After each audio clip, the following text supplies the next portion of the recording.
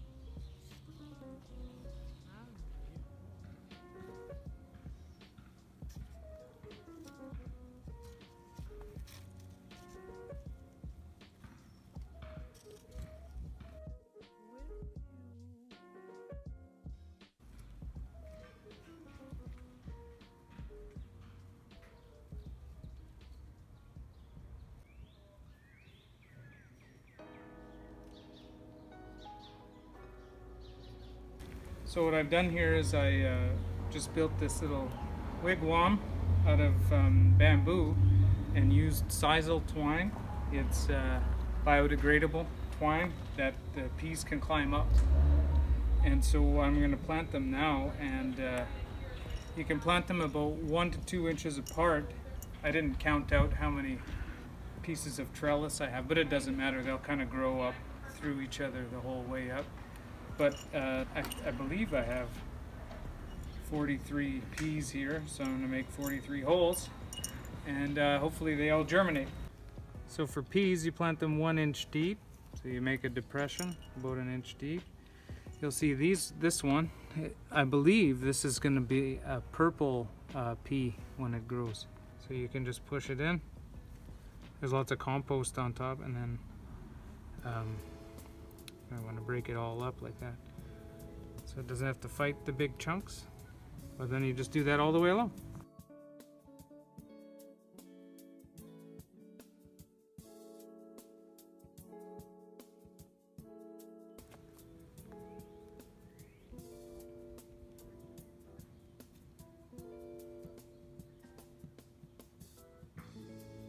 So I'm going to do the same thing on this side. I just ran out of sisal twine, so I'm just going to plant the sugar snap peas and then go pick some up some other day, because it's not like they're going to need the support tomorrow. So I'll plant the peas, then I'll put in the squirrel fence, and then we'll move on to the beets.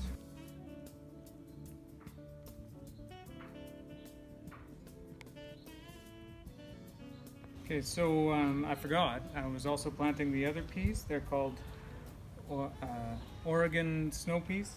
So they are dwarf peas, so they don't grow that high, but I am going to put a little trellis in. I'm going to grow 4 square feet of them here using the square foot gardening method. So you can put 9 peas in a square foot, and I'm just putting in the stakes for the trellis, but I won't actually build it right now because they won't need it. But I am going to plant them. So I've got my little grid here for the square foot gardening method. You can see I have a little stick that's across like that because the squirrel fence is actually going to come across like this to give me more room to get into my compost. And these peas, I chose to grow them here because we're right next to my shed, just the north side of the shed right there. That's a new development from last year. So you have to choose something that'll grow well in the shade. Peas can tough out the shade quite a bit. So and especially in the hot summer, they don't like the summer heat. So shade does them some good then. So anyway, once you get your grid set out, it's 9 per square foot. So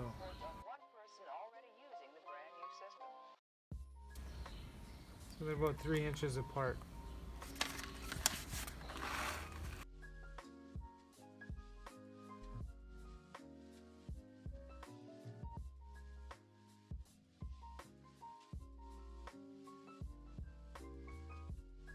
So we got the squirrel fence up for the peas.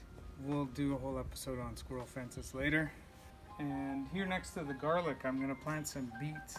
I don't have all of my beet seeds right now, but that's okay because we're going to combine a few different techniques.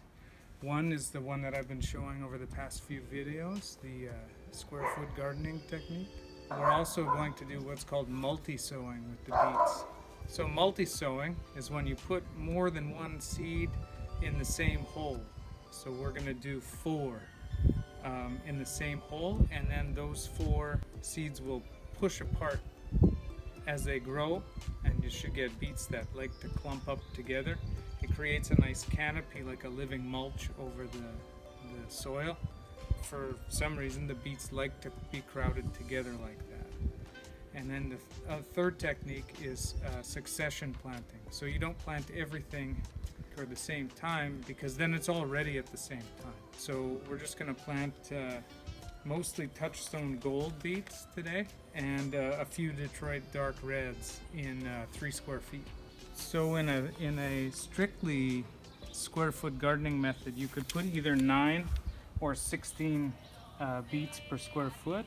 What we're going to do, like I said before, is we're going to put 4 in each hole. So we are going to put 16, but we're only going to put 4 holes per square foot. So like that. It's like every 6 inches. And then out of each one of those, there'll be 4 beets.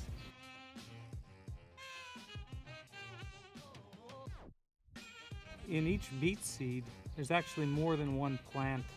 And so some of these will germinate more than one beet, but some of them probably won't germinate at all. So if there's more than 4 in each one of these holes, when they come up, I'll thin them out.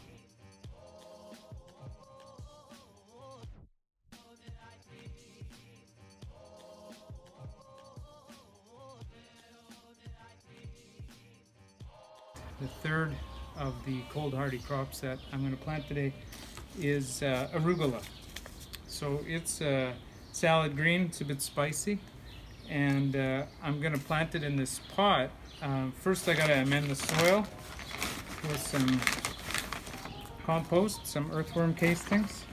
I actually don't have enough soil in it, so I'm going to add some from another pot just to make it filled up. So in the square foot gardening method, you'd probably only put a few plants per square foot with arugula, but I'm going to grow them for baby greens, so I'm going to seed it very heavily and then actually just put some compost on top and water it in, and then I'll harvest it early, and maybe I'll leave a few that grow bigger, but mostly I'll just be growing it for the baby greens.